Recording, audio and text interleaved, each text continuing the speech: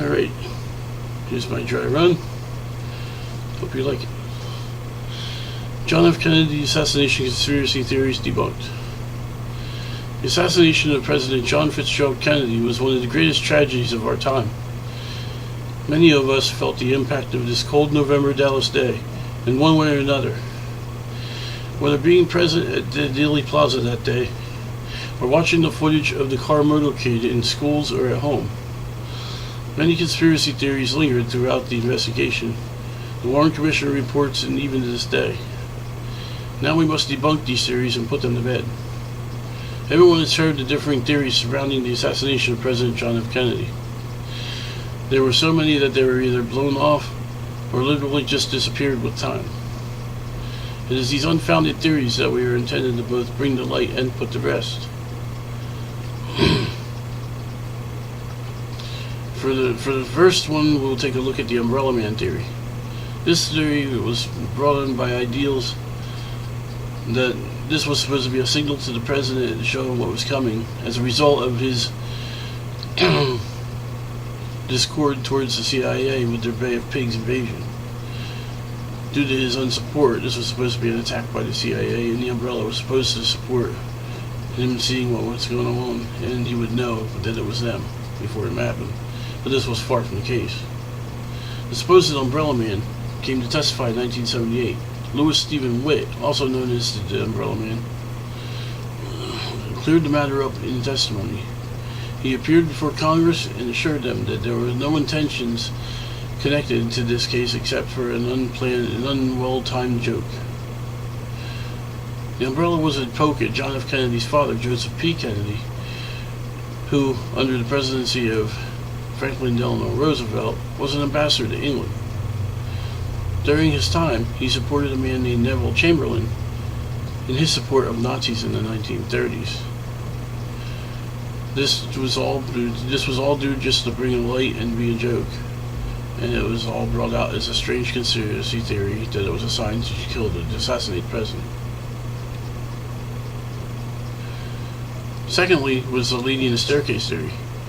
Now this theory was made up by the Warren Commission itself, but yet, where is this lady at? Victoria Adams was the lady in the staircase, and she had supposedly seen Oswald in the book depository staircases at the time following the shooting. Now in the later time when this lady was interviewed, she had recanted and said that she had never seen Oswald, and in fact she was in the staircase with a few of her friends. She was with one friend, Sandra Sykes, and at the time. And then the error was never revealed till 1999, after another friend, Dorothy Gaynor, mentioned it in an interview as well. She was with them as well. So there were 3 people in this staircase, but yet the Warren Commission says that she was in the staircase, but yet saw Oswald. Oswald was still in the cafeteria at the time. So how would she have seen him? There were many errors in this report.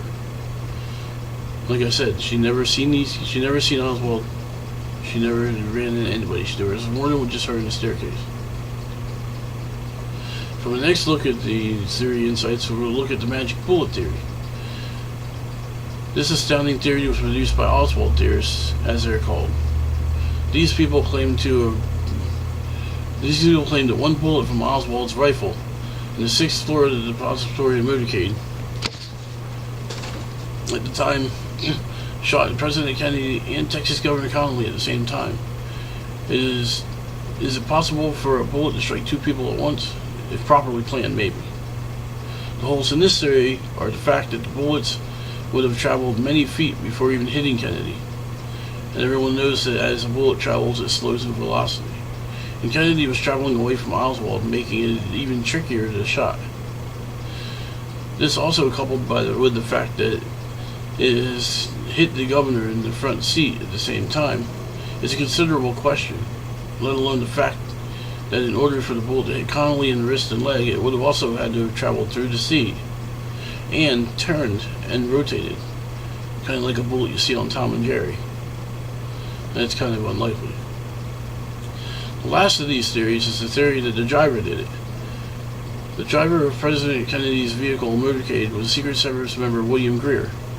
In the front seat with him was Secret Agent Roy Kellerman. This theory supposes that Greer had the first shot and heard the first shot and turns towards Kennedy and shoots him in the head. Greer was also thought to be the backup shooter. This also proved the folly through Abraham Zapruder's films. In the Zapruder film, this is a mere story. In the film, you can see that Greer turns around, and you can see, in fact, see a shiny object, clear as day. This has been proven to be just a reflection of the hair of Roy Kellerman. And in theory, if you look at the pictures, which I have illustrated in this PowerPoint presentation, you can see that his hands never leave the wheel. In conclusion, the fact that there are so many Kennedy theories out there, it is mind-boggling in itself. But when known to the public to have come from our own government and debunked by people that were there is just astonishing. There are just a few examples of what we found on this subject. Many, like this story explained here, are riddled with made-up facts and not even enough support to even make them legitimate. Thank you.